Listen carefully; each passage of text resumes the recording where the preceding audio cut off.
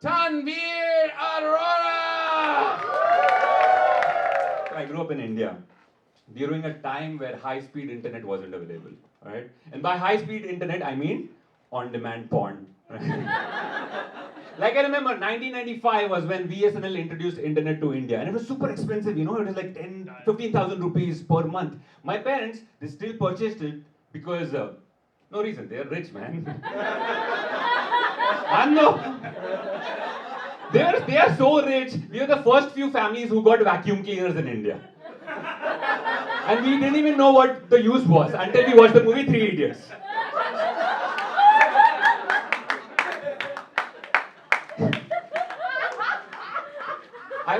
I remember I was like 13, 14 years old. A lot of people were talking about porn on the internet. So I really wanted to check what it was about, right? So I went to my dad and I was like, Dad, I want to access, I want to use the computer because I want to access the internet. He's like, what for? I was like, well, I want to know what's happening around the world. Technically, I was right?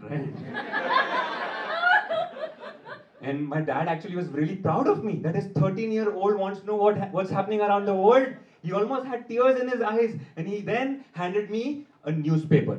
He's like, whatever you want to know about the world, it's in this. Read.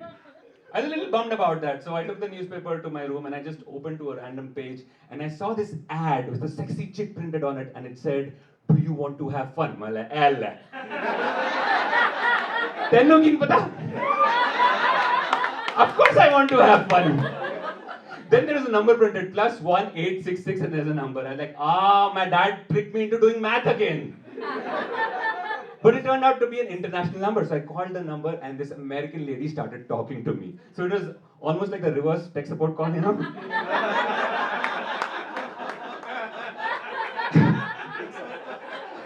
And she started talking dirty to me. And honestly, that made me a little nervous, you know? Because I'd never talked to a girl before. Like, never. Except for Riya and Anjali. But Riya and Anjali were my cousins. Which wasn't really a problem, it's just that they were ugly, okay? Okay.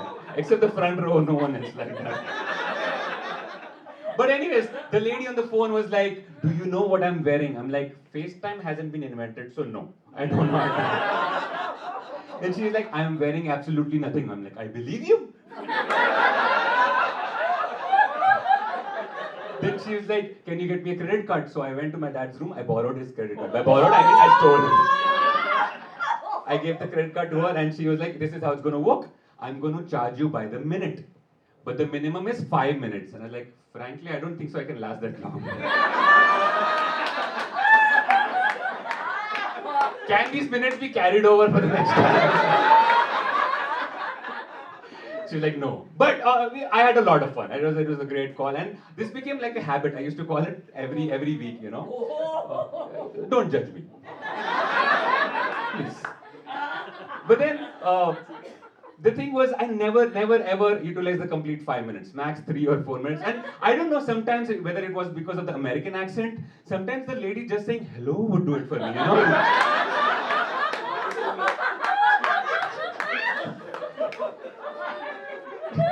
I even told a friend of mine, "Dude, I found this sex hotline number. You call them, they talk dirty. Dude, it's awesome. It's a lot of fun. But there's just one problem." He's like, "What's the problem?" I'm like, "Every time I have to call into these numbers, I have to sneak into my dad's room, make sure he's sleeping. I have to find his pair of trousers, get my hands into his wallet, which is next to the keys. I don't want to make any noise. One of the kids, but the dad is sleeping. Then take the credit card, get to my room, have fun, wash my hands, keep the credit back."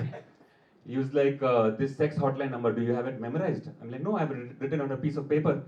He said, "Why the fuck you cannot do that with the credit card?"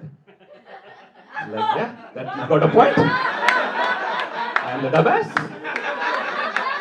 तू आज से मेरा best friend है." And all the minutes that get carried over are yours. This one time my credit card got declined and I kept cursing myself for bad handwriting, you know. Turned out my dad had changed his credit card. Maybe he got suspicious, I don't know. But the best thing about these sex hotlines was, every time you call them, the first 30 seconds were absolutely free. Then they charged you. Then they asked you for a credit card. So guess what? I reconfigured my body to get off in 30 seconds. Like I used to call this number, have 30 seconds of fun. The moment they asked me for a credit card, that is it. That was my cue to climax. This became my new thing. Call in the number, 30 seconds of fun. May I have your credit card? Call in this number, 30 seconds of fun. May I have your credit card? It was going all well until I went to Shoppers Stop with my family and we were in the checkout lane and the checkout lady asked my dad for a credit card. I was like,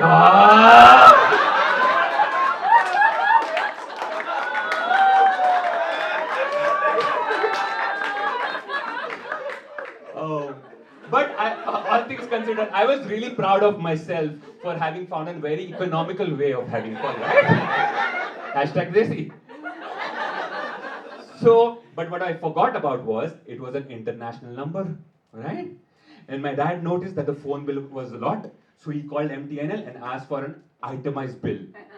You know what itemized bill was for me? My death certificate. I was like, that's it, I'm screwed for life, I'm gone. And then I heard my dad fighting with MTNL saying, I only called in this number twice, why are you billing me for 8 times?